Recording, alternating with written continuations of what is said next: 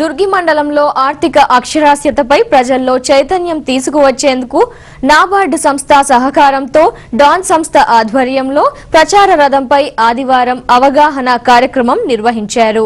అవగాహన కార్యక్రమం సందర్భంగా డాన్ సంస్థ డైరెక్టర్ రత్నకుమారి మాట్లాడుతూ బ్యాంకుల్లో జన్ ధన్ యోజన పథకం కింద ప్రజలు ఖాతాలు ప్రారంభించాలని, అదేవిధంగా ప్రతి ఒక్కరూ అక్షరాస్యతను పెంపొందించుకోవాలని సూచించారు. కార్యక్రమంలో ప్రోగ్రాం కోఆర్డినేటర్ కరుణకుమారి, సంస్థ సభ్యులు మణికుమారి, కృష్ణవేణి, రాజేంద్ర తదితరులు పాల్గొన్నారు. అనేక మంది అనేక విధాలుగా సంపాదిస్తూ ఉంటారు. మరి వ్యాపార రూపంలో కావచ్చు, లేదా వ్యాపార రూపంలో కావచ్చు, వ్యవసాయ రూపంలో కావచ్చు, అనేక విధాలుగా సంపాదిస్తూ ఉంటారు.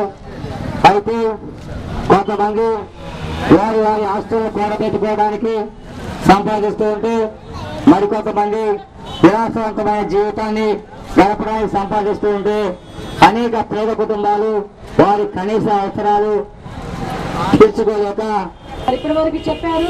ఉద్దేశం ఏంటంటే ప్రతి ఒక్కరూ కూడా, ప్రతి ఒక్క కుటుంబం కూడా బ్యాంకులో 2 ఖాతాలు కలిగి ఉండాలి. అదేవిధంగా మరి ఈ మధ్య మరి మీరు చూసినట్టయితే ప్రధానమంత్రి గారు మరి జన్ ధన్ అనే కార్యక్రమం 0 బ్యాలెన్స్ తోటి అకౌంట్ ఓపెన్ చేసుకోవచ్చు అని చెప్పి ఆవిడ చెప్పడం జరిగింది. ఆ 0 బ్యాలెన్స్ తో అకౌంట్ ఓపెన్ చేసుకున్నప్పుడు ₹1,00,000 బీమా పథకాన్ని కూడా మనం పొందవచ్చు. ఆమ్ ఆద్మీ అనే పథకం ద్వారా మరి కుటుంబానికి పోషకులు ఎవరైతే ఉంటే వాళ్ళు చనిపోతే గనక వాళ్ళకి 5,000 రూపాయలు మట్టి ఖర్చులు, అదేవిధంగా 30,000 రూపాయలు వాళ్ళ ఖాతాలోకి జమ చేయడం జరిగింది. చాలా మంది ఆ సమయంలో ఏమన్నారంటే, మా ఇంట్లో ఎవరికి ప్రమాదం జరగాలి, ఎందుకు ప్రమాదం జరగాలని మేము కట్టుకోవాలా అనేసి అన్నారు.